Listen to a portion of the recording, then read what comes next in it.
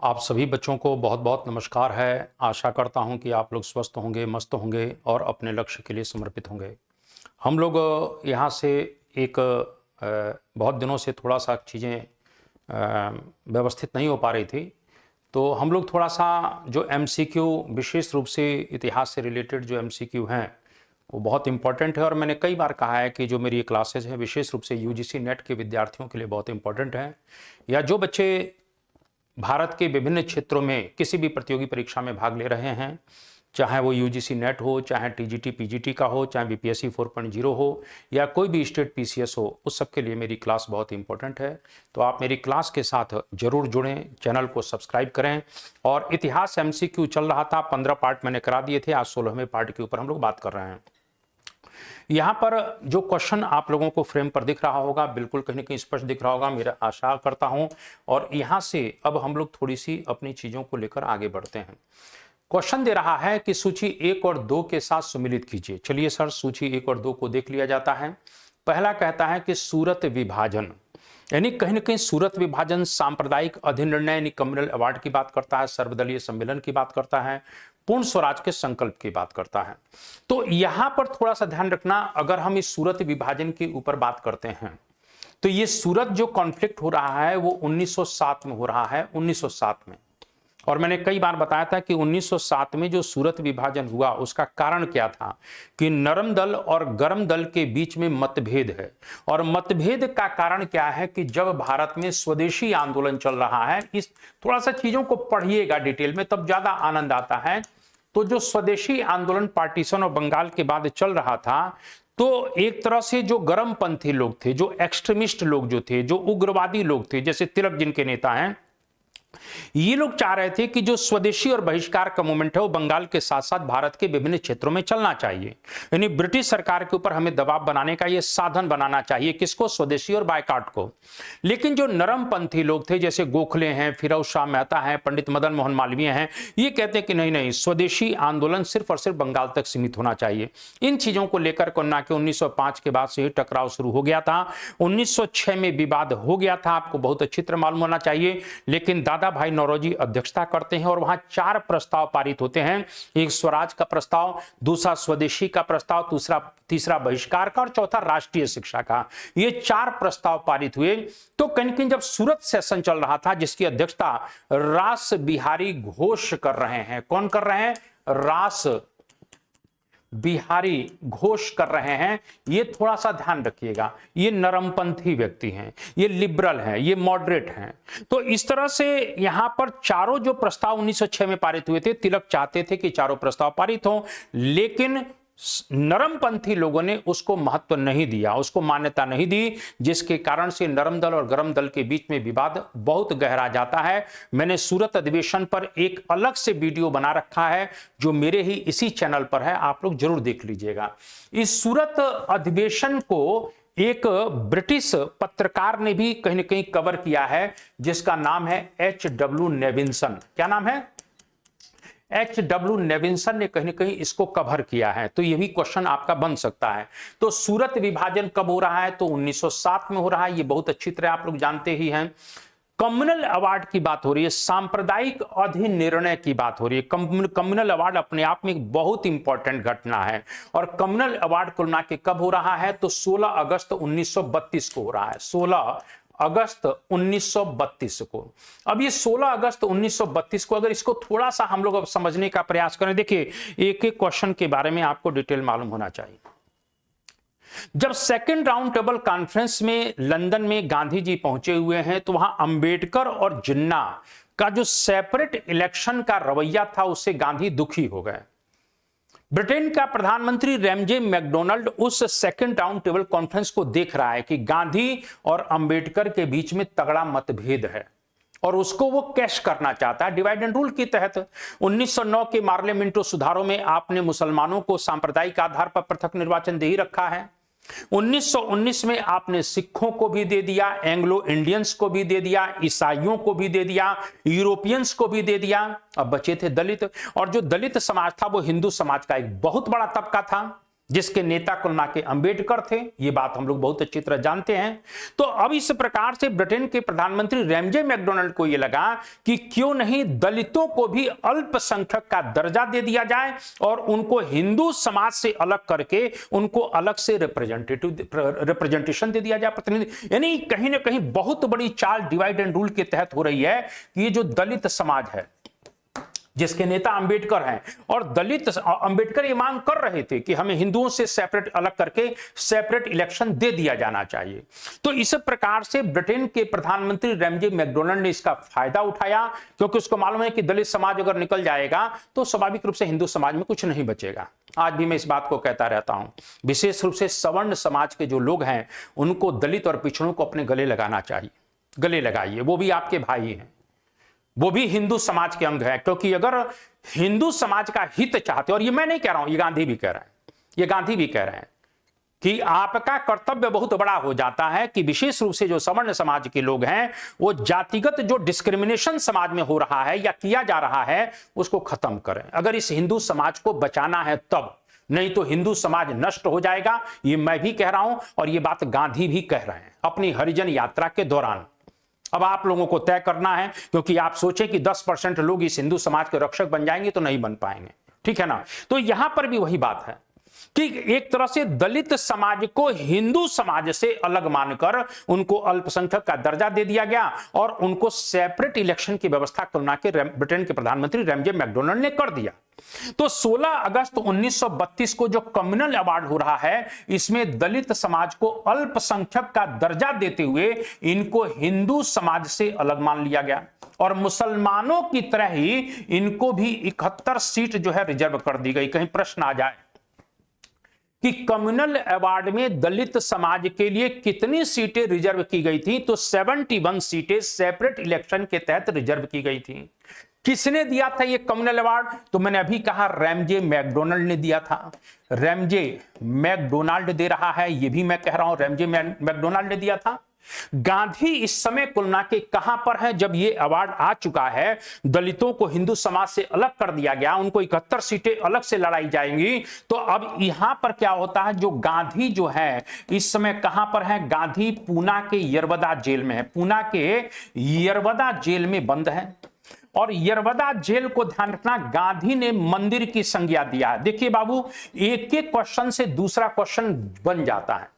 गांधी ने इस प्रकार से पूना के यरवदा जेल में जहां बंद है उसको मंदिर की संज्ञा दिया है। जब गांधी को इस कम्युनल अवार्ड के विषय में मालूम पड़ता है तो गांधी बहुत दुखी हो जाते हैं और गांधी ने दुखी होने के पश्चात अंततः 20 सितंबर को, ध्यान रखना 20 सितंबर 1932 को इस तरह से आमरण अनशन शुरू कर दिया। यह क्वेश्चन कई बार आता है, हर चीजों को समझने का। देखिए क्वेश्चन मैंने कई बार बाबू आप लोगों को कहा है, भले आप लोग मेरी क्लास देखें नहीं देखें, लेकिन ये क्वेश्चन नहीं है, यहां से नहीं बनेगा। जो आईएन यादव राइट और लेफ्ट में बकता रहता है ना, वहां से क्वेश्चन बनता है और वहां से आता है। इसीलिए आईएन यादव जो बक रहा है उसको सुना करो, उसको नोट किया करो, मेरा ये कहने का मतलब है। तो यहां क्योंकि मैं मालूम पड़ा कि दो ऐसे 4 टच करा के मैं आगे निकल जाऊं, नहीं भैया, जिसको ये अच्छा नहीं लग रहा है चला जाए, वो मेरी क्लास को छोड़ दे, ठीक है ना। तो यहां पर मैंने अभी आपसे कहा है कि 20 सितंबर 32 को आमरण अनशन, अब यहां आमरण अनशन आ गया। गांधी अनशन तो कई बार कर रहे हैं, गांधी हंगर स्ट्राइक कर रहे हैं अहमदाबाद में। गांधी ने हंगर स्ट्राइक कर दिया था 1918 में, अहमदाबाद में हंगर स्ट्राइक कर दिया है। गांधी कई बार अनशन पर बैठे हैं। गांधी हरिजन जब यात्रा कर रहे हैं तो वहां पर अनशन कर रहे हैं, बड़े लंबा अनशन चल रहा है। गांधी कई जगह अनशन करते हैं, लेकिन गांधी आमरण अनशन कर रहे हैं। जब तक मेरी मांगे नहीं मांगी जाएगी, मैं कुछ नहीं खाऊंगा, मैं जीवन को समाप्त कर दूंगा। गांधी ने अपने जीवन में 2 बार आमरण अनशन किया है, 2 बार। कुल मिला के ध्यान रख लेना, 2 बार गांधी आमरण अनशन करते हैं। एक आमरण अनशन इस कुल मिला के कम्युनल अवार्ड के विरोध में कर रहे हैं और दूसरा आमरण अनशन जब गांधी ने नोआखली दंगे को देखा। मैं कभी नोआखली दंगे के ऊपर एक वीडियो लेकर आऊंगा। नोआखली दंगा जहां पर 20% हिंदू हैं, 80% मुसलमान है, इस प्रकार से बड़े पैमाने पर वहां पर एक तरह से कह सकते हैं चारों तरफ से नदी से घिरा हुआ वो एक गांव टाइप का कस्बा है और वहां पर बड़े पैमाने पर हिंदुओं पर नृशंस अत्याचार तो किया गया, छोटी छोटी बच्चियों और महिलाओं के ऊपर बड़े पैमाने पर उनके साथ रेप हो रहा है। नोआखली दंगों को देखने के पश्चात, और वो भी कई दिनों तक चलता रहा, क्योंकि उस समय सर मोबाइल की व्यवस्था तो थी नहीं, तो इस प्रकार से कई दिनों तक घटना चलती रही। गांधी बहुत लंबे समय के बाद पहुंचे और इस नृशंस दृश्य को देखने के बाद गांधी आमरण अनशन पर बैठते हैं। 2 बार गांधी का आमरण अनशन हुआ। नोआखली दंगे के बाद, वो भी कलकत्ता में आमरण अनशन हो रहा है। ध्यान रखना, नोआखली में आमरण अनशन नहीं हुआ। मैं आऊंगा नोआखली का, रुको मैं वीडियो बना ही देता हूं। इतिहास से कोरोना के लोगों को ज्ञान मिलना चाहिए। और दूसरा कोरोना के कलकत्ता में नोआखली दंगे के बाद, तो ये 2 आमरण अनशन गांधी करते हैं। तो यहां पर मैं आपको बताना चाहता हूं, गांधी आमरण अनशन पर बैठ गए। अंबेडकर के ऊपर दबाव बना, अरे महाराज जल्दी से समझौता करिए, गांधी किसी भी समय कुछ भी हो सकता है, गांधी को क्यों नहीं मान रहे हैं। गांधी, अंबेडकर ने कहा यार मैं इनके अधिकारों के लिए लड़ रहा हूं, क्यों चाहते हो, क्या चाहते हो। अंततः कुल के गांधी के ऊपर दबाव, अरे अंबेडकर के ऊपर दबाव बनता है। और यहां ध्यान रखना, यहां पर मैं ये चीजें आपको स्पष्ट कर ही देता हूं, यहां पर चीजों को समझ लीजिए। इसके फलस्वरूप ये पूना पैक्ट होता है, क्योंकि पूना के यरवदा जेल में पैक्ट होगा, इसलिए पूना पैक्ट कहते हैं। और इस पूना पैक्ट में ध्यान रखना, कराने में जो मध्यस्थ लोग थे, जो बिचौलिए लोग थे, उसमें राजेंद्र प्रसाद का नाम आता है। किसका नाम आता है? राजेंद्र प्रसाद का नाम आता है। सी राजगोपालाचारी का नाम आता है। सी चक्रवर्ती राजगोपालाचारी, तो राजगोपालाचारी का नाम आता है। तो सी राजगोपालाचारी का भी नाम आता है, यह भी थोड़ा सा ध्यान रखिएगा। तो राजेंद्र बाबू और सी राजगोपालाचारी। अब यहां पर ध्यान रखना, 24 सितंबर, कहीं 25 भी दिया हुआ है। और यहां ध्यान रखना, गांधी ने जो आमरण अनशन तोड़ा है, इस आधार पर बहुत से लोग कह देते हैं वो 25 या 26 में तोड़ा है, इसीलिए गांधी के इस अनशन के बारे में कह देते हैं कि 26 को। लेकिन यह समझौता जो हो गया था वो 24 को हो गया था, और 25 कहीं डेट दिया गया है, तो 25 में या 26 में गांधी अनशन को तोड़ते हैं। 24 सितंबर 1932 को इस प्रकार से जो है, ध्यान रखना, यहां पर अंबेडकर वर्सेस गांधी इस पूना पैक्ट पर साइन नहीं करेंगे। सवर्ण समाज की तरफ से, ध्यान रखना, सवर्ण समाज की तरफ से इस प्रकार से जो इसमें दूसरे व्यक्ति थे वो थे पंडित मदन मोहन मालवीय। ये सब लोग कहीं ना कहीं, यहां इन 2 के बीच में मुख्य समझौता होगा। उसके पश्चात इस समझौते पर, इस पैक्ट पर सबका साइन होता है। राजेंद्र प्रसाद का भी होता है, सी राजगोपालाचारी का भी होता है, सभी जितने भी वहां पर नेता मौजूद थे उन सब लोगों ने कहीं ना कहीं एक एक करके साइन किया। यहां तक कि लास्ट में सी राजगोपालाचारी ने अंबेडकर से साइन करके अंबेडकर से अपने पेन की अदला बदली किया है। किसने किया है? सी राजगोपालाचारी ने। इस प्रकार से कहीं ना कहीं 24 सितंबर 1932 को पूना पैक्ट के द्वारा इस समझौते को करने के पश्चात कहीं ना कहीं जो अंग्रेजों की डिवाइड एंड रूल की पॉलिसी थी उसको समाप्त कर दिया गया। प्रश्न आता है कि सर पूना पैक्ट में क्या क्या बातें की गई, तो यहां पूना पैक्ट में ध्यान रखना, शुरुआत में एक प्रकार से, अच्छा पूना पैक्ट में क्या हुआ? पूना पैक्ट में हुआ कि भाई हम पृथक निर्वाचन अब नहीं करेंगे, यानी दलित जो है वो पृथक सेपरेट इलेक्शन की मांग नहीं करेगा, ज्वाइंट इलेक्शन। यानी हम हिंदू समाज के साथ ही हैं, उन्हीं के साथ जैसे आज चल रहा है संयुक्त चुनाव के कहीं के निर्वाचन भाग लेंगे, लेकिन हमारी सीटें अलग की जाएं, यानी सीटें का रिजर्वेशन किया जाए। यानी ये जो 71 सीटें आपको पहले दी गई थी सेपरेट इलेक्शन के तहत, उनकी सीटें बढ़ाकर 147 कर दी गई। यानी यहां पर आप इस बात को ध्यान रख लेना कि जो पहले आपको सीटें कितनी दी गई थी, तो पहले जो आपको सीटें दी गई थी 71 दी गई थी, और अब जो है आपको जो सीटें दी जा रही हैं वो 147 दी जा रही हैं। ये भी आपसे बिल्कुल पूछा जाएगा।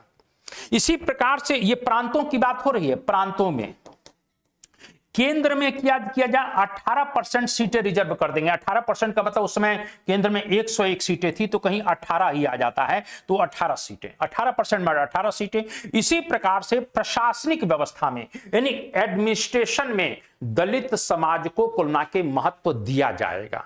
ये सब प्रश्न पूना पैक्ट के तहत यानी 71 से सीटें बढ़ाकर 147 की जाती हैं और 18% सेंट्रल में रिजर्वेशन दिया जाता है कि 18 सीटें आपकी सेंट्रल लेजिस्लेटिव में भी रहेंगी। इस प्रकार से पूना पैक्ट के द्वारा भारतीय हिंदू समाज पर आया हुआ संकट समाप्त हो जाता है। क्लियर है मेरी बातें? तो इतनी बातें आप लोग समझ गए होंगे। तो मैंने अभी कहा है कि इस प्रकार से सांप्रदायिक अधिनिर्णय 1932 हो रहा है। सर्वदलीय सम्मेलन बहुत इंपॉर्टेंट क्वेश्चन है। अब सर्वदलीय सम्मेलन को समझ लिया जाए। देखिए, जब आप साइमन कमीशन का विरोध कर रहे थे तो साइमन कमीशन का जब आप विरोध कर रहे थे तो उस विरोध के पश्चात आपने कहीं ना कहीं आपको चुनौती मिली थी। क्वेश्चन देखिए, एक एक चीज को याद किया करिए। साइमन कमीशन का आपने विरोध किया, साइमन गो बैक का नारा लगाया। कब लगाया? 1928 में लगाया। तो जब 1928 में आपने नारा लगा दिया तो भारत सचिव लॉर्ड बर्किनहेड ने आपको चुनौती दी। और लॉर्ड बर्किनहेड क्या कहता है? भारत सचिव जो लॉर्ड बर्किनहेड है, ये बर्किनहेड क्या चुनौती देता है? और बर्किनहेड यह कहता है कि यार तुम लोग गजब के बेवकूफ आदमी हो, मैं तुम्हारा संविधान बनाने के लिए एक कमीशन भेज रहा हूं और तुम उस कमीशन का विरोध कर रहे हो। हमने कहा यार संविधान हमारा बनाने आया है कि तुम्हारा बनाने आया है? अगर हमारा बनाना आया है तो ये श्वेत कमीशन जो है, श्वेत कमीशन जिसमें 7 मेंबर अंग्रेज हैं, हमारा भी रिप्रेजेंटेशन इसमें होना चाहिए। लेकिन लॉर्ड बर्किनहेड ने इस बात को स्वीकार नहीं किया। भारत के कुल मिला के कहने के गवर्नर जनरल ने स्वीकार नहीं किया। और जब इस प्रकार से हमने विरोध किया तो बर्किनहेड ने यह चुनौती दे दी कि हम आपका संविधान बना रहे हैं और आप उसका विरोध कर रहे हैं, तो मैं आपको चुनौती देता हूं। क्या चुनौती दे रहे हो भाई? हम आपको चुनौती यह दे रहे हैं कि आप एक ऐसे संविधान का निर्माण करें जो भारत के सभी लोगों को मान्य हो, जो भारत के सभी लोगों को मान्य हो। मैं आपको चैलेंज करता हूं, चुनौती देता हूं, सभी लोगों को मान्य हो, सर्वदलीय यानी कि सभी जाति संप्रदाय धर्म के लोगों को मान्य हो। सर, चैलेंज बड़ा गजब का था। आज देश आजाद हो गया है, एक स्टैंड पर कुल मिला के बहुत से लोग खड़े नहीं हो पा रहे हैं, सब में मतभेद है। तो उस समय तो मतभेद होना स्वाभाविक है, क्योंकि पाकिस्तान भी कुल मिला के आपके पास था, बांग्लादेश भी आपके पास था, मतभेद स्वाभाविक था। लेकिन इस मतभेद को कहीं ना कहीं स्वीकार किया गया, इस चैलेंज को स्वीकार किया गया, बर्किनहेड के चैलेंज को। और इस प्रकार से दिल्ली में डॉक्टर अंसारी की अध्यक्षता में पहली बार सर्वदलीय सम्मेलन हो रहा है। प्रश्न यही पूछ रहा है, सर्वदलीय सम्मेलन 1928 में। यानी लॉर्ड बर्किनहेड की चुनौती को स्वीकार करने के लिए पहली बार इस प्रकार से 28 फरवरी 1928 को दिल्ली में एक सर्वदलीय सम्मेलन होता है। और यही सर्वदलीय सम्मेलन कब होता है? 28 फरवरी 1928 को। और फिर इसी सम्मेलन को आगे बढ़ाते हुए मई 1928 को बंबई में यह सम्मेलन हो रहा है, जिसकी अध्यक्षता कौन करते हैं? डॉक्टर अंसारी करते हैं। और यहीं पर इस प्रकार से मोतीलाल नेहरू की अध्यक्षता में 9 सदस्यीय संविधान बनाने वाली एक समिति का गठन किया जाता है। और चूंकि कहीं न कहीं जो संविधान बना था उसमें मोतीलाल नेहरू की अध्यक्षता में यह संविधान बन रहा है, इसीलिए इसे नेहरू रिपोर्ट कहा जाता है। यानी 9 सदस्यीय जो संविधान बनाने वाली कमेटी बनी थी उसकी अध्यक्षता मोतीलाल नेहरू ने किया था। और इस प्रकार से मैंने अभी कहा कि संविधान का प्रारूप चूंकि मोतीलाल नेहरू की अध्यक्षता में हो रहा है, इसीलिए इसको नेहरू रिपोर्ट कहते हैं। तो सर्वदलीय सम्मेलन कब हो रहा है? जिस नेहरू रिपोर्ट में आपने डोमिनियन स्टेट औपनिवेशिक स्वायत्तता की बात की थी, आपने किया था ना। प्रश्न आएगा कि इस कुल मिला के डोमिनियन स्टेट यानी इस नेहरू रिपोर्ट में किन 2 लोगों का बहुत बड़ा रोल है? तो मोतीलाल नेहरू और दूसरा तेज बहादुर सप्रू। तेज बहादुर सप्रू का बहुत बड़ा रोल था। तो यहां पर ध्यान रखना, 1928 पूर्ण स्वराज का संकल्प, 1929 1929 जवाहरलाल नेहरू की अध्यक्षता में 31 दिसंबर 1929 को रावी के तट पर इनकलाब जिंदाबाद वंदे मातरम के नारों के बीच हिंदुस्तान के स्वतंत्रता के प्रतीक तिरंगे झंडे को फहराया गया। यह आप अच्छी तरह जानते हैं। और यहीं पर कुल मिला के 1929 में पूर्ण स्वराज का संकल्प कहीं न कहीं पारित कर दिया जाता है। यह भी प्रश्न आपसे बिल्कुल पूछा जाएगा, क्यों नहीं पूछा जाएगा? तो यहां पर इतनी बातें मालूम होना चाहिए। और आपको मालूम होना चाहिए कि इसी 1929 के संकल्प को आगे बढ़ाने के लिए 26 जनवरी 1930 को भारत का पहला स्वाधीनता दिवस मनाया गया था। 26 जनवरी 1930 को भारत का पहला स्वाधीनता दिवस मनाया गया था, यह आप लोगों को मालूम होना चाहिए। और इसी लाहौर अधिवेशन में गांधी जी को इस पूर्ण स्वराज की प्राप्ति के लिए अंततः सविनय अवज्ञा आंदोलन चलाने का अधिकार दिया गया था, जिसके फलस्वरूप गांधी सविनय अवज्ञा आंदोलन अब चलाएंगे। और सविनय अवज्ञा आंदोलन चलाने से पहले 12 मार्च 1930 को गांधी अहमदाबाद के साबरमती आश्रम से कहीं न कहीं 385 किलोमीटर की डांडी यात्रा करेंगे और डांडी पहुंचकर 6 अप्रैल 1930 को नमक कानून बनाकर समुद्र के पानी से नमक तैयार करके नमक सत्याग्रह की शुरुआत करेंगे। यानी 6 अप्रैल को कहीं न कहीं डांडी से गांधी नमक सत्याग्रह, सॉल्ट रिवॉल्ट, सिविल डिसोबीडिएंट या सविनय अवज्ञा आंदोलन की शुरुआत करेंगे। क्लियर है? तो इतनी बातें आपको मालूम होना चाहिए। ठीक है, तो मेरी बातें कुल मिला के आपको समझ में आ गई होंगी। आगे बढ़ जाते हैं। इसके बाद आगे बढ़ जाते हैं तो ये कहता है, निम्नलिखित में से किस अधिनियम द्वारा भारत के गवर्नर जनरल को अध्यादेश जारी करने की शक्ति प्रदान की गई? बहुत अच्छा क्वेश्चन कि गवर्नर जनरल को ऑर्डिनेंस या अध्यादेश जारी करने की शक्ति किस अधिनियम के द्वारा दी जा रही है?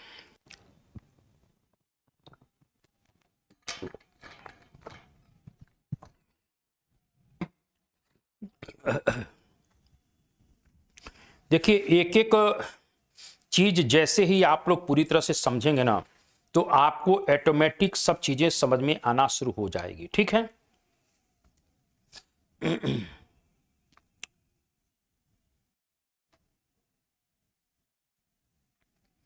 देखिए अब यहां पर थोड़ी सी चीजों को समझा जाए। निम्नलिखित में से किस अधिनियम द्वारा भारत के गवर्नर जनरल को अध्यादेश जारी करने की शक्ति प्रदान की गई? पहले तो अपन बात कर लेते हैं 1833 में।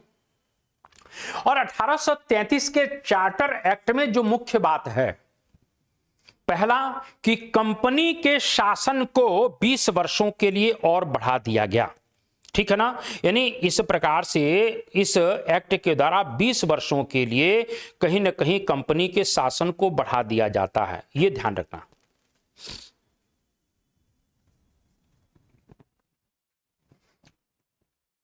कंपनी के शासन को 20 वर्ष के लिए बढ़ाया गया। 20 वर्ष के लिए क्या दिया गया? बढ़ा दिया गया। चलिए सर बढ़ा दीजिए, कोई दिक्कत की बात नहीं है। लेकिन इसमें एक जो बहुत इंपॉर्टेंट बात की जा रही है, वो इंपॉर्टेंट बात हमारे लिए जानना बहुत जरूरी है। और उसमें यह कहा जाता है कि कंपनी को ब्रिटेन के सम्राट की ओर से, सम्राट की ओर से किसने, यहां पर ध्यान रखना बहुत इंपॉर्टेंट है, यानी कंपनी को ब्रिटेन के सम्राट की तरफ से, ब्रिटेन के सम्राट की तरफ से एक ट्रस्ट के रूप में काम करने के लिए कहा गया। यानी अब आप ट्रस्ट के रूप में काम करेंगे। कंपनी को ब्रिटेन के सम्राट की तरफ से प्रश्न आ जाता है कि ट्रस्ट के रूप में काम करने के लिए किस एक्ट के द्वारा कहा गया है? तो 1833 के द्वारा कहा गया है। ये क्वेश्चन में पूछा जाएगा।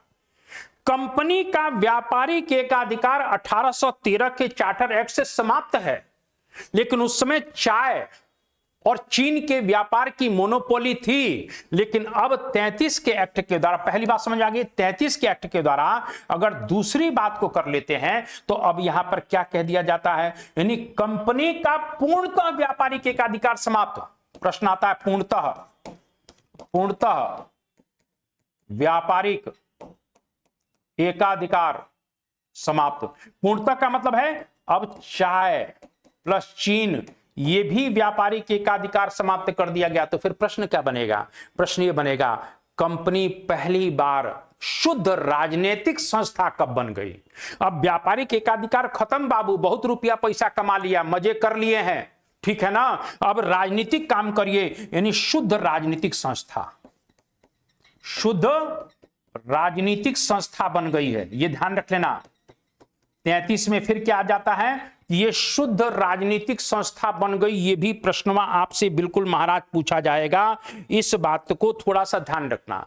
सत्ता का केंद्रीकरण कर दिया गया। क्या किया गया? सत्ता का केंद्रीकरण। सत्ता का केंद्रीकरण का मतलब क्या है? अब गवर्नर जनरल प्लस उसकी काउंसिल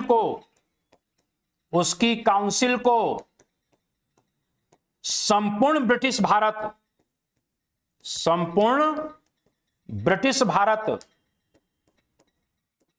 भारत के लिए कानून बनाने का अधिकार दे दिया गया। यानी देखिए कितनी बड़ी बात है। पहला, कंपनी के शासन को 20 वर्षों के लिए 20 वर्षों के लिए बढ़ा दिया गया, ठीक है ना। दूसरा, कंपनी को ब्रिटेन के सम्राट की तरफ से एक ट्रस्ट के रूप में काम करने के लिए कहा गया। तीसरा, पूर्णतः व्यापारिक एकाधिकार समाप्त, यानी चाय और चीन का व्यापार भी समाप्त। तीसरा, शुद्ध राजनीतिक संस्था के रूप में अब आप काम करेंगे। चौथा, गवर्नर जनरल उसकी काउंसिल को संपूर्ण ब्रिटिश भारत के लिए कानून बनाने का अधिकार दे दिया गया। यानी सत्ता का केंद्रीकरण किया जा रहा है। यह भी आपसे बाबू बिल्कुल पूछा जाएगा। क्लियर है?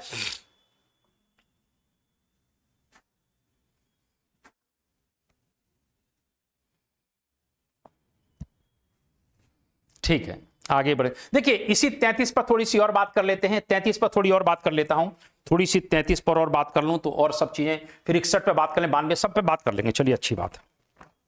इसके बाद 1833 में और क्या बात कर लेते हैं, ठीक है। 1833 की बात अगर कर लेते हैं तो 1833 में और क्या होगा, तो इस तरीके से गवर्नर जनरल की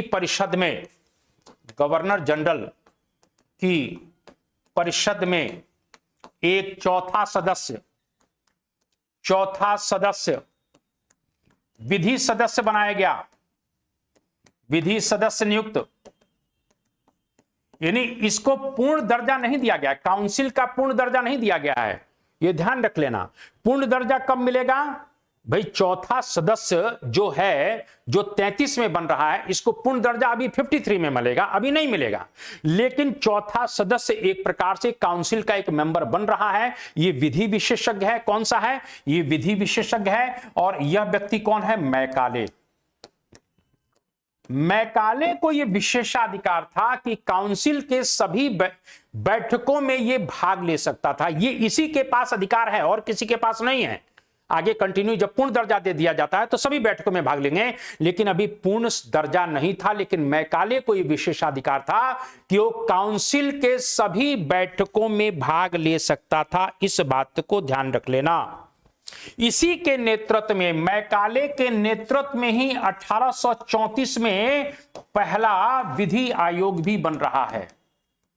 अब यही आ जाए कि पहला विधि आयोग कब बना था, तो 1834 में बन रहा है। और इसी मैकाले की अध्यक्षता में पहला विधि आयोग बनेगा। यह भी प्रश्न आपसे बिल्कुल पूछा जाएगा। अंग्रेजों को भारत में बसने और भूमि खरीदने का अधिकार दे दिया गया। यानी यहीं पर फिर पूछा जाएगा, अंग्रेजों को भारत में बसने वह भूमि खरीदने का अधिकार दिया गया।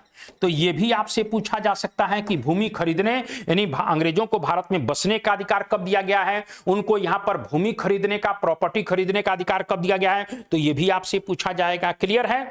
इसी प्रकार से एक और प्रेसिडेंसी बनेगी, आगरा और उत्तर पश्चिम प्रांत, सीमा प्रांत नहीं, उत्तर पश्चिम प्रांत यानी अवध। ये क्वेश्चन कई बार आपसे बिल्कुल पूछा जा सकता है, ध्यान रखना। तो इस तरीके से यहां पर एक नई प्रेसिडेंसी बनेगी जिसका नाम है उत्तर पश्चिमी प्रांत। ये उत्तर पश्चिमी प्रांत यानी एक तरह से हम इसको कह सकते हैं आगरा प्लस पश्चिमी अवध को मिलाकर, आगरा और पश्चिमी अवध को मिलाकर एक नया प्रांत बनेगा जिसको उत्तर पश्चिम प्रांत या आगरा प्रेसिडेंसी भी कहा जाता है। आगरा प्रेसिडेंसी, ये ध्यान रख लेना। तो ये आगरा प्रेसिडेंसी भी इसको कहते हैं। इसी प्रकार से अब जो बंगाल के गवर्नर जनरल थे, अब बंगाल के गवर्नर जनरल अब भारत के गवर्नर जनरल बन जाएंगे। ये भी आपसे बिल्कुल पूछा जाएगा। यानी बंगाल के जो पहले गवर्नर जनरल हुआ करते थे वो क्या बन गए? वो भारत के गवर्नर जनरल बन गए। और भारत का पहला गवर्नर जनरल कौन बना है? तो विलियम बेंटिंक बना है। कौन बना है? तो विलियम बेंटिंक बने हैं। यह भी आपसे पूछा जा सकता है। इसी प्रकार से इसी अधिनियम में 1833 के चार्टर एक्ट में एक और बात आई थी। बोले क्या? बोले कास्ट के आधार पर, क्रीड के आधार पर, ठीक है ना, क्रीड मतलब पंथ, तो कास्ट, कलर और क्रीड के आधार पर किसी भी प्रकार का कोई भेदभाव नहीं किया जाएगा। यानी इस एक्ट की धारा 87 के अनुसार, 87 के अनुसार कास्ट के आधार पर, कास्ट मतलब जाति के आधार पर, क्रीड का मतलब क्या है? पंथ के आधार पर, और कहीं ना कहीं कलर यानी रंग के आधार पर, यानी कास्ट, क्रीड और पंथ के आधार, कलर के आधार पर, यानी जाति के आधार पर, संप्रदाय या पंथ के आधार पर, रंग के आधार पर किसी भी प्रकार का कोई भेदभाव नहीं किया जाएगा। CREED, ये ध्यान रखना।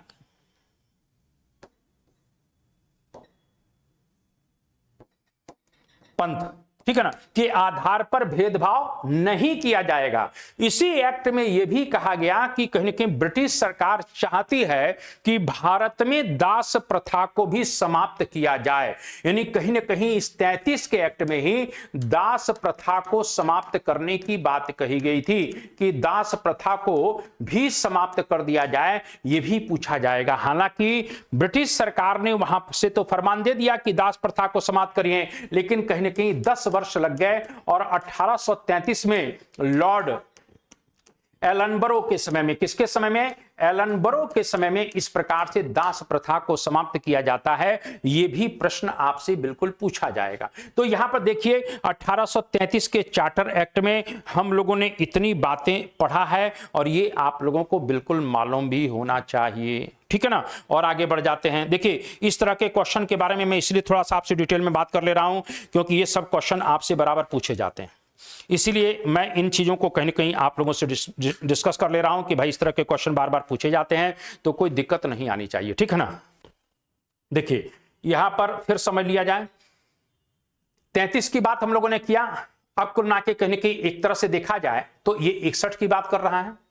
अब भारतीय परिषद अधिनियम 1861 की बात कर रहा है। तो 1861 में क्या कर दिया गया? यह भी प्रश्न बहुत इंपॉर्टेंट है कि 1861 को अगर हम देखते हैं तो 1861 में आपको क्या क्या मिला। तो भारत परिषद अधिनियम की बात हो रही है। तो भारत परिषद अधिनियम की अगर बात कर लेते हैं, 1861 की बात कर लेते हैं, तो इसमें भी कुछ आपको चीजें मिलेंगी। चलिए क्या क्या चीजें मिलेगी इसको भी देख लिया जाए।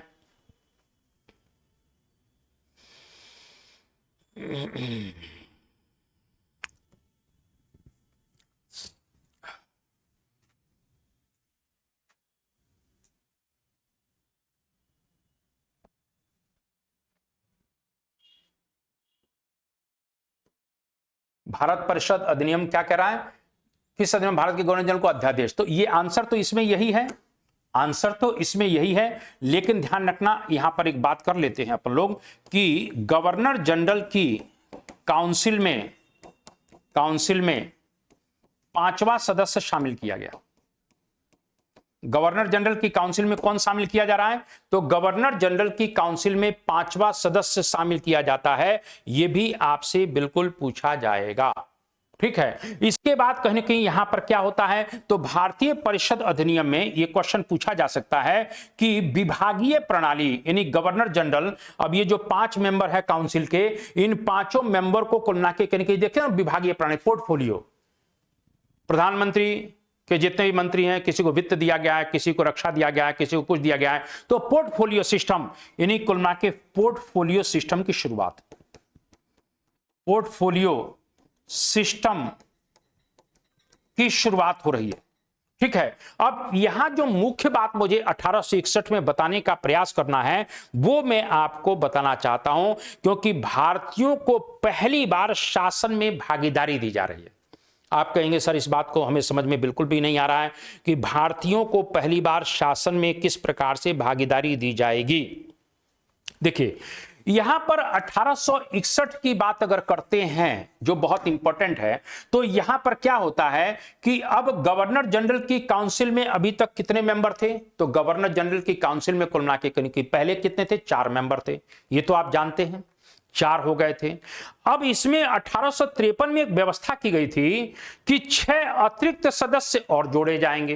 यानी 1853 में यह व्यवस्था कर दी गई थी, 1853 में, क्योंकि प्रश्न आता है कि भारत में सबसे पहले संसदीय प्रणाली की शुरुआत की गई थी, तो 1853 में की गई थी। यानी मान के चलिए ये गवर्नर जनरल भैया हैं, गवर्नर जनरल के बाद सेनापति भैया हैं, सेनापति भैया हैं, फिर 4 काउंसिल के मेंबर हैं, तो ये 6 लोग हो गए ना। और 6 लोगों के साथ 6 अतिरिक्त सदस्य और जोड़े जाएंगे। 6 अतिरिक्त सदस्यों में सुप्रीम कोर्ट का जो चीफ जस्टिस है वो जोड़ा जाएगा, सुप्रीम कोर्ट का एक और जज जोड़ा जाएगा, चारों प्रांतों के कुलना के प्रतिनिधि जोड़े जाएंगे। ये 6 अतिरिक्त सदस्य और ये 6 लोग यानी 12 लोगों की एक परिषद बनने जा रही है, जिसको विधायी परिषद कहेंगे। जब गवर्नर जनरल और उसकी काउंसिल जब विधि निर्माण पर बहस करेगी, तब ये 6 लोग उनके साथ बैठा करते थे। इस प्रकार से हमारी जो संसद है वो विधि निर्माण का काम करती है। इसी प्रकार से भारत में पहली बार गवर्नर जनरल और सेनापति के साथ साथ जो 4 काउंसिल के मेंबर होते थे, ये तो कार्यकारिणी परिषद हो गई, लेकिन 6 अतिरिक्त सदस्य जब विधि निर्माण होता था तो बैठा करते थे। इसी टोटल 12 लोगों को विधायी परिषद कहा जाता है। पहली बार 1853 के चार्टर एक्ट में यह विधायी परिषद हमें देखने को मिलता है। यानी मैं ये कहना चाहता हूं कि भारत में सबसे पहले संसदीय प्रणाली की जो शुरुआत हो रही है वो 1853 के चार्टर एक्ट के द्वारा हो रही है। लेकिन 1853 के बाद जब हम 1861 में आते हैं तो इस विधायी परिषद का और अधिक विस्तार किया जा रहा है। अभी तक कुल मिला के 6 लोग हुआ करते थे, अतिरिक्त सदस्य कितने होते थे? 6 होते थे, लेकिन अब 6 से अधिकतम 12 करने का प्रयास किया गया।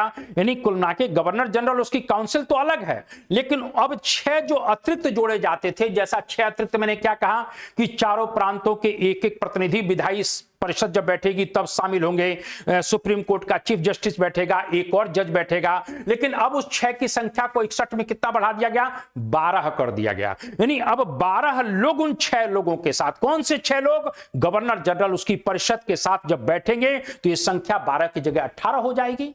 अभी तक 6 लोग बैठते थे, अब अधिकतम 12 लोग बैठ सकते हैं।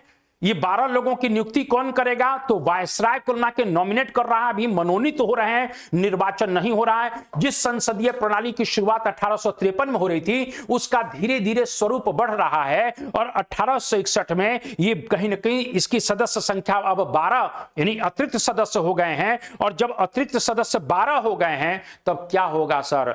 कहीं ना कहीं पहली बार भारतीयों को इस विधायी परिषद में स्थान दिया जा रहा है।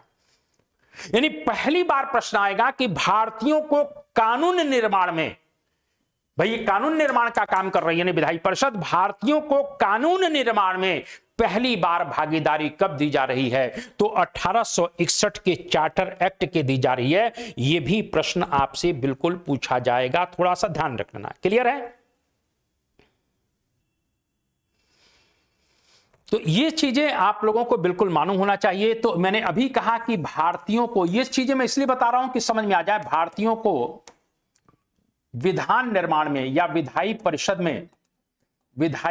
में पहली बार भागीदारी। जैसे 1909 का पार्लियामेंट सुधार आएगा तो गवर्नर की काउंसिल में पहली बार भारतीयों की, काउंसिल यानी सरकार में पहली बार, लेकिन पार्लियामेंट में पहली बार 1861। ये ध्यान रखना, वहां काउंसिल में है। सत्येंद्र प्रसाद सिन्हा जो बनेंगे वो काउंसिल के मेंबर बनेंगे। यहां पर कुल मिला के संसद के मेंबर बन रहे हैं। जिस संसदीय व्यवस्था की शुरुआत 53 में हो रही है उसका विस्तार धीरे धीरे बढ़ेगा। तो 61 में जब 12 मेंबर होंगे तो उसमें 2-3 मेंबर कुल मिला के कहीं कि भारतीय भी होंगे। भारतीयों का मतलब ना तो आप नियुक्त हो पाएंगे ना हम नियुक्त हो पाएंगे। तब कौन नियुक्त होगा? तो कुल मिला के राजे महाराजे नियुक्त होंगे। सर दिनकर राव नियुक्त होंगे, बनारस के महाराजा नियुक्त होंगे, पटियाला के महाराजा नियुक्त होंगे। मेरी बात समझ में आ गई? तो भारतीयों को पहली बार विधायी परिषद में शामिल किया जा रहा है। 61 में एक और इंपॉर्टेंट बात जो आपसे बहुत इंपॉर्टेंट पूछी जा सकती है वो ये व्यवस्था है कि 61 में ही जो आपने देखा था कि गवर्नर जनरल और उसकी काउंसिल को केंद्रीकरण के तहत पूरे ब्रिटिश भारत के कानून बनाने का अधिकार दिया गया था। अब उस चीज को खत्म करके अब 1861 में विकेंद्रीकरण की पॉलिसी लाई गई। विकेंद्रीकरण का मतलब क्या है? अब प्रांतों के गवर्नर और उनकी काउंसिल को भी अपने प्रांत का स्थानीय स्तर का कानून बनाने का अधिकार दे दिया गया। यानी 1861 के एक्ट के द्वारा अब प्रांतीय विषयों के संबंध में, स्थानीय विषयों के संबंध में अब गवर्नरों और उनकी काउंसिल, यानी प्रांतीय गवर्नरों और उनकी काउंसिल को कानून बनाने का अधिकार दे दिया जाता है। इस प्रकार से 1861 के इस अधिनियम द्वारा विकेंद्रीकरण की भी शुरुआत होती है। विकेंद्रीकरण, यह भी आपसे पूछा जाएगा। क्लियर है? क्लियर हो रही है बातें? सर बहुत लंबा हो जा रहा है। हाँ, लंबा हो जा रहा है। चलो ठीक है, तो यही बात आप लोगों को इतना बता दिया। आगे वाले एक्ट को मैं धीरे धीरे आगे वालों को पढ़ाता रहूंगा। तो यहां पर बी ऑप्शन सही होगा, ठीक है ना, अध्यादेश जारी करने की शक्ति। और आगे बढ़ जाते हैं। सूची 1 और 2 को अभी मैं सब एक्टों का सर्जरी करूंगा एक एक करके। सूची 1 और 2 को सुमेलित करिए। चलिए सर, सूची 1 और 2 को सुमेलित कर लीजिए, अच्छी बात है।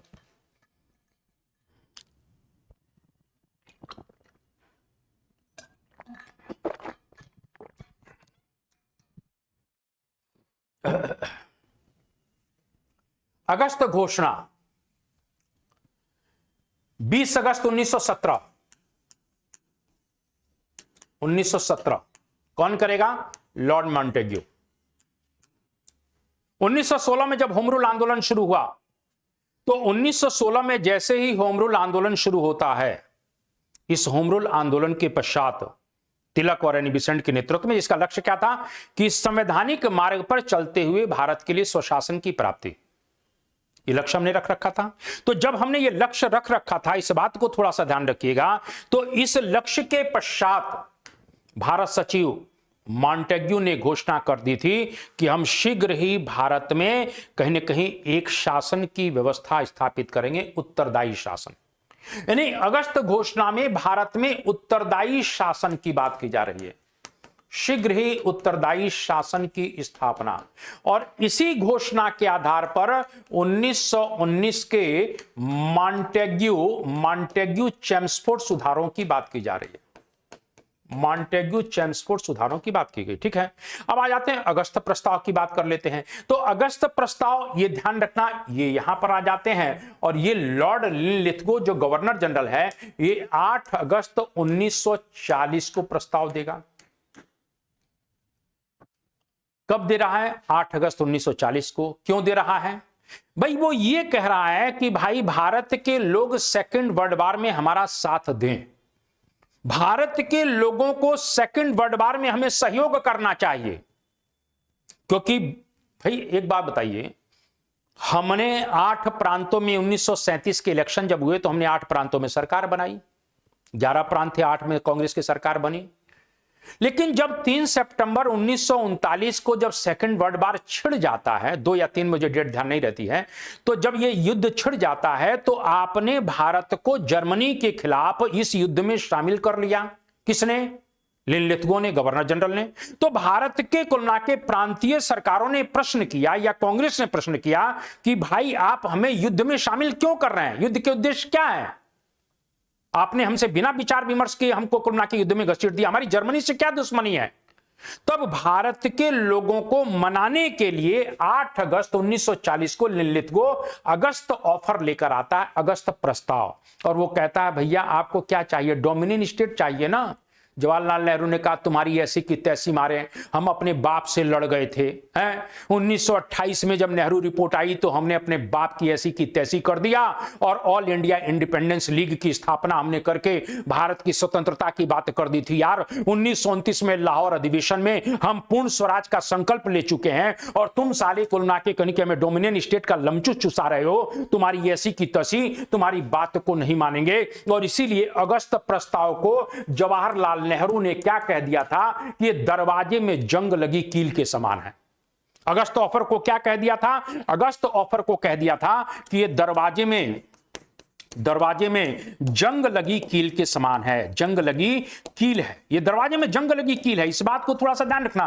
तो इस तरीके से ये भी आपसे पूछा जा सकता है कि अगस्त ऑफर, तो अगस्त ऑफर भी आप लोगों को समझ में आ गया होगा। अब आ जाते हैं कि अगस्त संकल्प क्या है, ये भी बहुत खतरनाक घटना है। अगस्त संकल्प बिल्कुल हम लेंगे साहब, कब लेंगे? जब हमारे गांधी जी कहेंगे, जब हमारे राष्ट्रपिता कहेंगे, जब हमारे महात्मा कहेंगे, जब हमारे अर्ध नंगे फकीर कहेंगे, जब हमारे मैनियो कहेंगे, जब हमारे कुली बैरिस्टर कहेंगे, जब हमारे कुलना के भंगी शिरोमणि कहेंगे, जब हमारे नंगा फकीर कहेंगे, तब कहीं ना कहीं हम कहेंगे। ये सब नाम है कि नहीं है गांधी जी के? मैनियो, अर्धनंगा फकीर, नंगा फकीर, मलंग बाबा। मलंग बाबा कहा है ना, उत्तर पश्चिम सीमा प्रांत के कबायलियों ने मलंग बाबा है। तो खैर, तो इस प्रकार से थोड़ा सा ध्यान रखना। महात्मा गांधी 8 अगस्त 1940, ये ध्यान रखना 8 अगस्त 1940 कहां पर भैया संकल्प लिया जाएगा? तो ये लिया जाएगा बंबई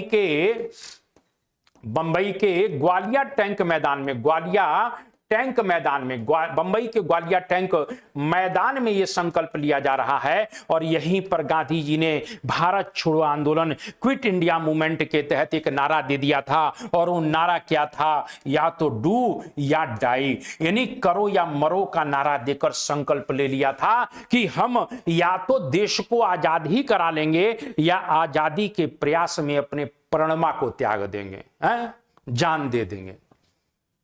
हम तुम्हारे लिए जान दे देंगे, तुम हमारी बात मान जाओ।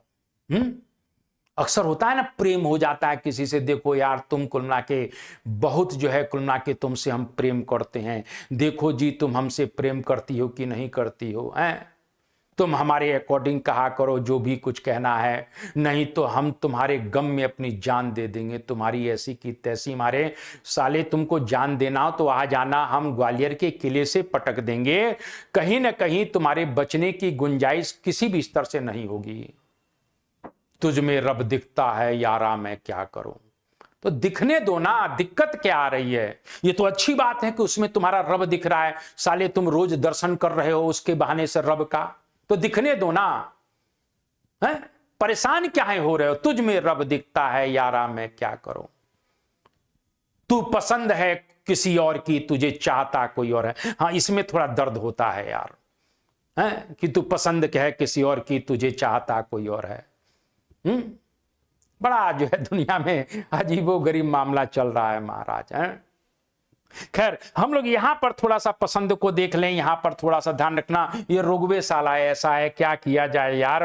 कहीं न कहीं इस प्रकार से अगस्त संकल्प 8 अगस्त 1940, इस तरह से डू और डाई का नारा, गांधी जी ने कहा कि देश को आजादी नहीं कहीं की आजाद कराएंगे, आजादी के प्रयास में प्राण त्याग देंगे। तो अगस्त संकल्प की बात करते हैं। प्रत्यक्ष कार्रवाई 16 अगस्त 1946, ये ध्यान रख लेना। मैं इस बात को यहां पर आकर इसलिए दुखी हो जाता हूं कि एक सुअर पैदा इस देश में हुआ, और एक ऐसा सुअर इस देश में पैदा हुआ जो किसी भी स्तर पर मुसलमान नहीं था, लेकिन फिर भी उसने भारत के मुसलमानों को ग्लोबलाइज कर लिया। और यहां पर गांधी थे, नेहरू थे, टैगोर थे, पटेल थे, राजेंद्र थे, ढिमका थे, फलाना थे, लेकिन सबकी गिल्ली उसने उड़ा दी और अकेले जिन्ना ने अंततः पाकिस्तान का निर्माण कर लिया। इसलिए इस बात को कह रहा हूं कि किसी भी, मतलब वो भी कौन सा स्टेट? इस्लामिक स्टेट, जबकि साले ने कभी जिंदगी में कुलना के इस्लाम के किसी भी कानून का पालन नहीं किया, किसी भी चीज का पालन नहीं किया। सुअर वो खाता था, शराब वो पीता था, लड़कीबाजी वो करता था, दुनिया के दुराचार वो करता था, कभी मक्का नहीं गया, कभी कुलना के कहीं की टोपी नहीं पहनी, कभी मुसलमानों की तरह दाढ़ी नहीं रखी, कभी कुलना के नमाज नहीं अदा किया, और फिर भी भारत के मुसलमान उसके जय जयकार करने के लिए लग गए महाराज। इसीलिए इस व्यक्तिया से बड़ा प्रभावित रहता हूं। 16 अगस्त 1940 को लड़कर पाकिस्तान लेंगे, हाथ में लोटा मुंह में पान, लेके रहेंगे पाकिस्तान। ले लिया उसने। गांधी जी कह रहे थे, देखो देखो जी, हम अगर विभाजन होगा तो हमारी लाश पर होगा, तुम्हारी लाश पर नहीं हुआ, लेकिन लाखों लोगों की लाश पर हो गया, लाखों महिलाओं की असमत लूट ली गई, तुम तो जिंदा रहे। 16 अगस्त 1946 को डायरेक्ट एक्शन डे, और इस प्रकार से पूरे हिंदुस्तान भर में कत्लेआम। इस कत्लेआम का सबसे भयानक असर कलकत्ता और नोआखली। तो यहां पर ध्यान रखना, ये आपसे कहते हैं कि मौलाना आजाद कहते हैं कि भारत के इतिहास का सबसे काला दिन कहीं ना कहीं, इस पर मैं एक वीडियो बनाऊंगा, मेरे मन में बैठ गया। तो यहां पर ध्यान रखना, इस तरह से क्वेश्चन आपसे बिल्कुल पूछा जाएगा। और आगे बढ़ जाते हैं। रेगुलेटिंग एक्ट पारित किया गया। चलिए सर पारित कर दीजिएगा। रेगुलेटिंग एक्ट कब पारित किया जाता है? आज तक हम नहीं जान पाए कि रेगुलेटिंग एक्ट कब पारित किया गया, कब लागू किया गया, कब क्या हुआ। तो रेगुलेटिंग एक्ट के ऊपर भी थोड़ा सा बता दीजिए, रेगुलेटिंग एक्ट कब पारित किया जा रहा है? मुझे बिल्कुल भी आइडिया नहीं है, आपको ही बताना पड़ेगा।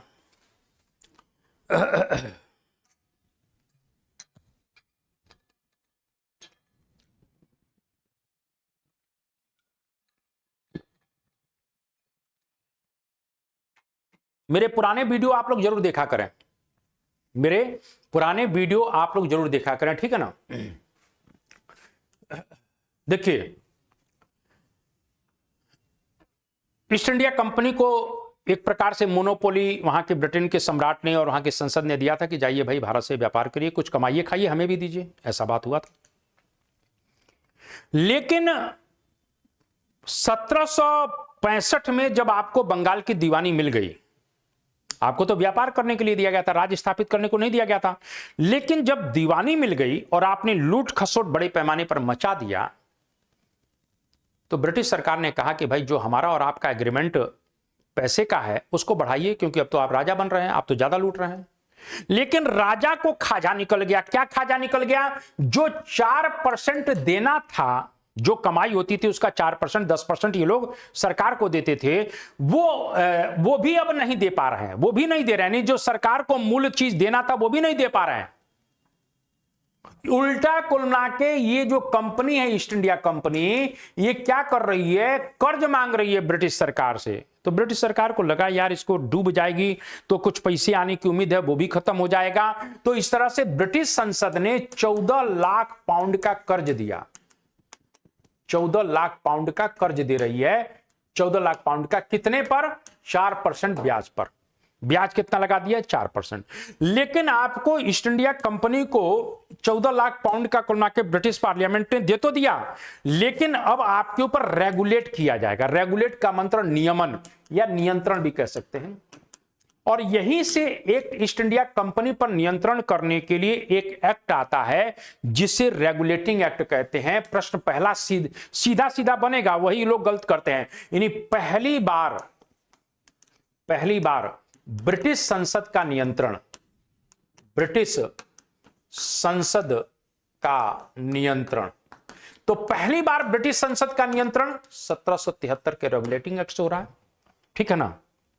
यानी पहली बार ब्रिटिश सरकार अब कुल मिला के कहीं के नियंत्रण स्थापित करेगी। तो कैसे नियंत्रण स्थापित करेगी वो भी अब समझ लेते हैं। यहां पर ध्यान रखना, एक शब्द आता है बीओडी, बोर्ड ऑफ डायरेक्टर्स, या इसको कहते हैं सीओडी, कोर्ट ऑफ डायरेक्टर्स। ये ब्रिटेन में रहा करते थे और ये 24 सदस्यीय बोर्ड ऑफ डायरेक्टर्स का गठन किया गया। 24 सदस्य वहां पर है, लंदन में है, शॉर्टकट में समझा रहा हूं। 24 सदस्य जो कुल मिला के कहीं की कौन है? ये 24 लोग शेयर होल्डर हैं ईस्ट इंडिया कंपनी के, और ज्यादा लोग थे, लेकिन इन्हीं में से एक तरह से आता है कि court of proprietors. Court of proprietors में ही कोर्ट ऑफ डायरेक्टर्स चुने जाते थे, जो 24 है। और यही लोग अब जो है भारत की सत्ता पर कुल मिला के नियंत्रण रखेंगे। यानी ब्रिटिश संसद ने कोर्ट ऑफ डायरेक्टर्स या बोर्ड ऑफ डायरेक्टर्स की नियुक्ति कर दी, और यही लोग अब भारत की शासन व्यवस्था पर क्या करेंगे? नियंत्रण करेंगे। अब यहां पर थोड़ा सा ध्यान रखना, यहां पर इसके ऊपर क्या नियंत्रण होगा? मैंने कहा ना, पहली बार ब्रिटिश संसद का नियंत्रण तो कोर्ट ऑफ डायरेक्टर्स नियुक्त हो गया। कोर्ट ऑफ डायरेक्टर्स जो है ये 24 सदस्यीय, कहां पर नियंत्रण कर रहे हैं? भारत पर। भारत में कौन देख रहा है? तो गवर्नर जनरल, क्योंकि इसी एक्ट के द्वारा 1773 के रेगुलेटिंग एक्ट के द्वारा ही वॉरेन हेस्टिंग जो बंगाल के गवर्नर हुआ करते थे वो गवर्नर जनरल बना दिए गए। मैं अभी सब समझाऊंगा। बंगाल के गवर्नर को बंगाल का गवर्नर जनरल बना दिया गया, और इस गवर्नर जनरल के ऊपर नियंत्रण कौन करेगा? 24 सदस्यीय टीम रखेगी जो कोर्ट ऑफ डायरेक्टर्स है, जो लंदन में बैठे हुए हैं। ये जो फरमान जारी करेंगे इनको मानना पड़ेगा, इनकी काउंसिल को मानना पड़ेगा।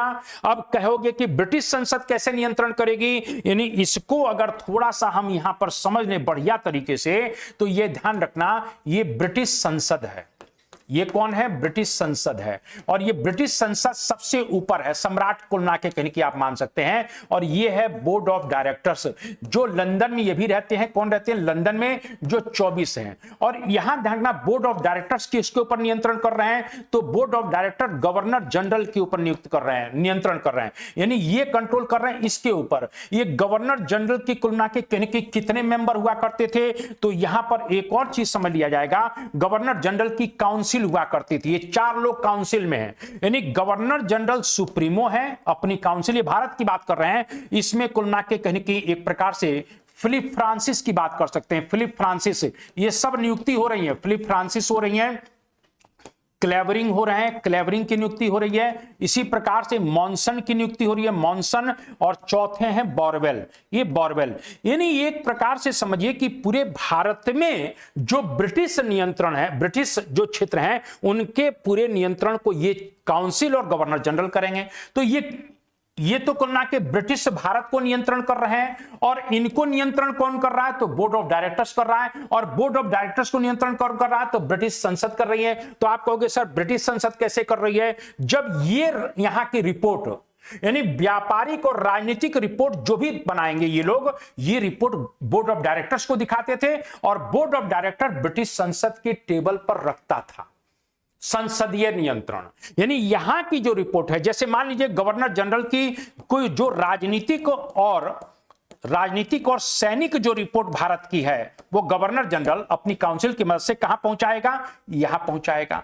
और ये बोर्ड ऑफ डायरेक्टर्स कहां पहुंचाएगा? यहां पहुंचाएगा। यानी ब्रिटिश संसद के कैबिनेट के पास, यानी विदेश मंत्री के पास पहुंचाएगा। ये विदेश मंत्री के पास राजनीतिक और सैनिक मामलों की रिपोर्ट पहुंचाएगा। इसी प्रकार से अगर कोई आर्थिक मामले हैं, जैसे व्यापारिक मामलों की बात कर लें, तो व्यापारिक मामलों की जो रिपोर्ट है, जो धन से रिलेटेड रिपोर्ट है, वो भी ये कुल मिला के कहीं कि गवर्नर जनरल कहां पहुंचाएगा? बोर्ड ऑफ डायरेक्टर्स के पास पहुंचाएगा। और बोर्ड ऑफ डायरेक्टर्स फिर कहां पहुंचाएगी? ब्रिटिश संसद के पास। ब्रिटिश संसद का मतलब क्या है कि कुल मिला के वहां के वित्त मंत्री के पास। यानी गवर्नर जनरल और उसकी काउंसिल बोर्ड ऑफ डायरेक्टर्स को राजनीतिक और सैनिक मामलों की जो रिपोर्ट देगी, वो report board of directors Britain के विदेश मंत्री को सौंपेगा। और ब्रिटेन का विदेश मंत्री ब्रिटिश संसद के पटल पर रखेगा। उसी प्रकार से जो व्यापारिक मामले हैं, उसकी रिपोर्ट जब बोर्ड ऑफ डायरेक्टर्स के पास जाएगी, तो बोर्ड ऑफ डायरेक्टर्स वित्त मंत्री को सौंपेगा, जो कैबिनेट मंत्री है, और ये जो है ब्रिटिश संसद पर रखेगा। इस प्रकार से मैंने अभी आपको बहुत सीधे सीधे समझा दिया कि रेगुलेटिंग एक्ट के द्वारा इस तरह से पहली बार भारत में कहीं ना कहीं ब्रिटिश संसद का नियंत्रण स्थापित हो गया। मेरी बात समझ में आ गया? ये बात अब यहां पर थोड़ा सा ध्यान रख लेना, ये गवर्नर जनरल की जो काउंसिल है, ये क्या करेगी? तो गवर्नर जनरल और उसकी 4 सदस्यीय काउंसिल ब्रिटिश भारत के लिए कानून बनाएगी। ब्रिटिश भारत के लिए क्या बनाएगी? ये कानून बनाएगी। ये कानून निर्माण कर रही है। यानी कानून बनाने का काम, यानी पूरे ब्रिटिश भारत में जो भी इनके पास क्षेत्र हैं, वहां पर ये कानून लागू होंगे। लेकिन फिर गड़बड़ है, ये कानून बना तो दिया इन 5 लोगों ने मिलकर, लेकिन जब तक सुप्रीम कोर्ट में ये कानून रजिस्टर्ड नहीं होंगे, जो ये बने हुए कानून है, जब तक सुप्रीम कोर्ट में रजिस्टर्ड नहीं होंगे, तब तक ये कानून लागू नहीं हो सकता था। इसीलिए गवर्नर जनरल और उसकी काउंसिल और साथ में सुप्रीम कोर्ट के बीच में हमेशा टकराव बना रहता था। इसी टकराव को दूर करने के लिए पिट्स इंडिया एक्ट को लाया जाएगा। यानी आपने कानून तो बना दिया, लेकिन जब तक सुप्रीम कोर्ट इस पर मोहर नहीं मारेगा, तब तक वो कानून लागू नहीं होगा। मेरी बात समझ में गई बात? अब यहां पर थोड़ा सा ध्यान रख लेना। गवर्नर जनरल के भी हाथ बंधे हुए हैं। गवर्नर जनरल को अपनी काउंसिल के निर्णयों यानी बहुमत से निर्णय लेना पड़ता था, यह समस्या आ गई थी।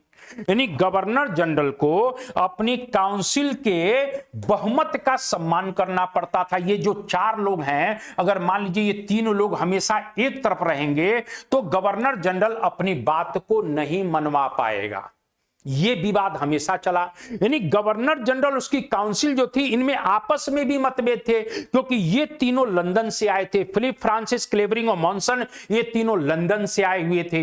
और ये जो बॉरवेल है पहले से वॉरेन हेस्टिंग के साथ था, तो ये वॉरेन हेस्टिंग की बात ये तो मानता था बॉरवेल, ये तीनों नहीं मानते थे।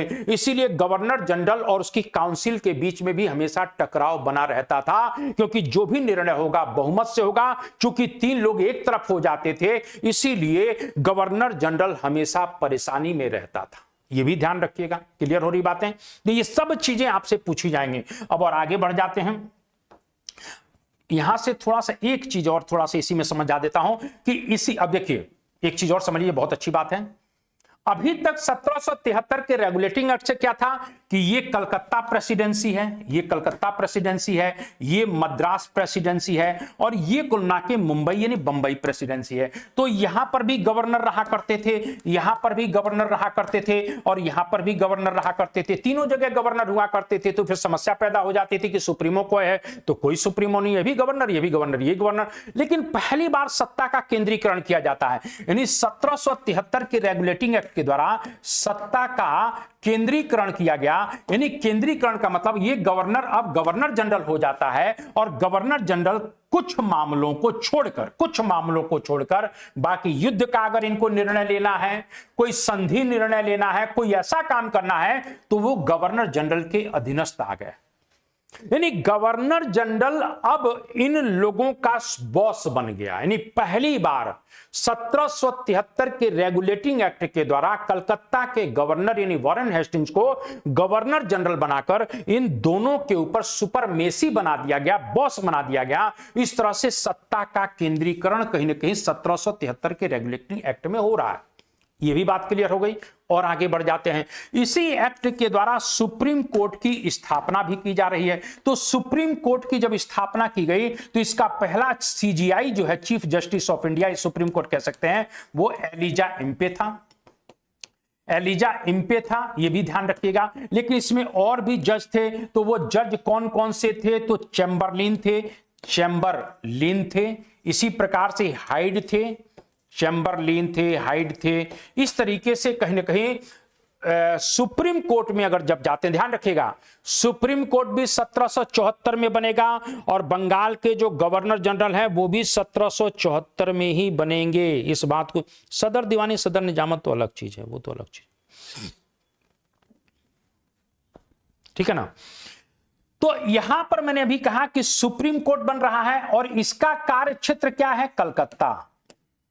कलकत्ता में रहने वाले अंग्रेज लोग या वे भारतीय जो सहमत हैं सुप्रीम कोर्ट में अपने केस को ले जाने के लिए, उनके लिए भी सुप्रीम कोर्ट के दरवाजे खुले थे। तो ये चैम्बरलिन, हाइड और लीमेस्टर, ये सुप्रीम कोर्ट कब बन रहा है? 1774 में बन रहा है। बंगाल के गवर्नर जनरल कब बन रहे हैं? 1774 में बन रहे हैं, क्योंकि एक्ट 73 में आ रहा है।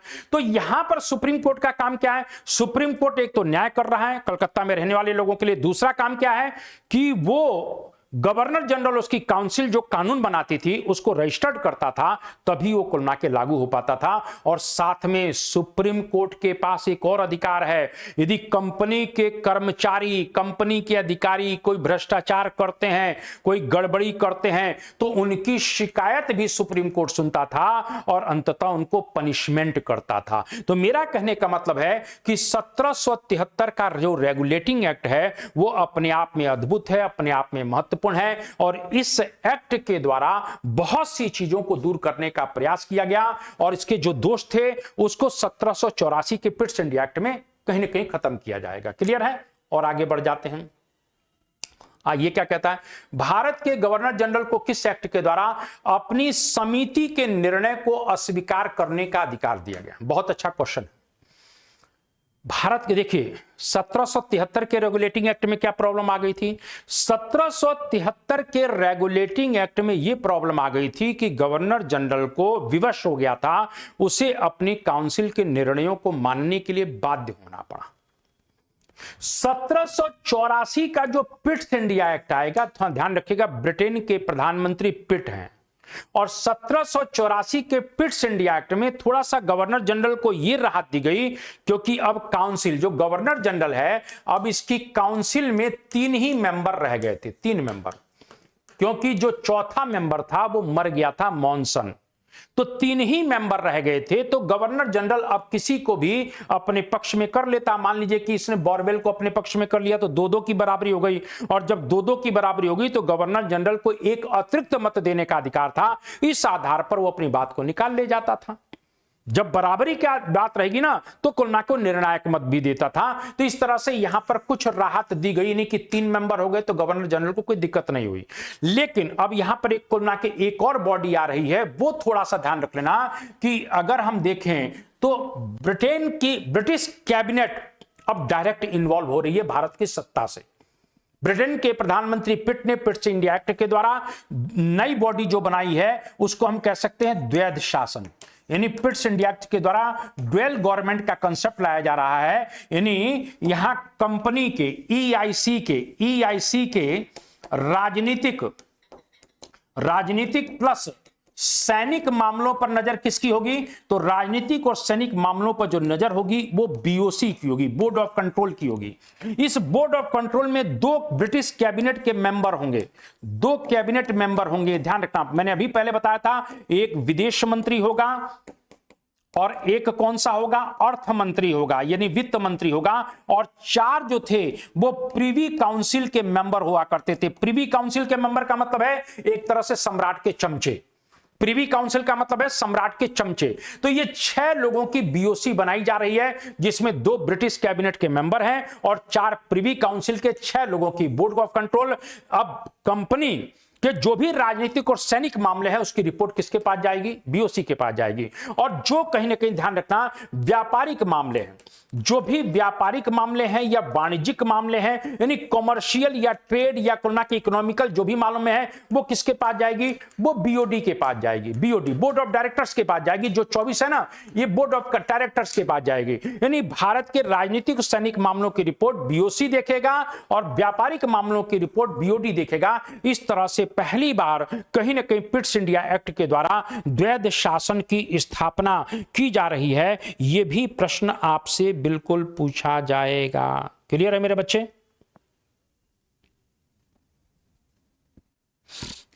चलिए मैं आगे बताऊंगा इस पर। यहां पर कह रहा है कि गवर्नर जनरल को किस समिति के द्वारा अपने निर्णय को अस्वीकार करने का, तो यहां 1786 का अमेंडमेंट एक्ट, 1786 का अमेंडमेंट एक्ट क्या है? ब्रिटेन के प्रधानमंत्री पिट यह चाहते हैं कि भारत का जो गवर्नर जनरल बने वो कार्नवालिस बने, और कार्नवालिस ब्रिटेन का एक बहुत बड़ा लैंड होल्डर था, बहुत बड़ा लैंड होल्डर, जमींदार।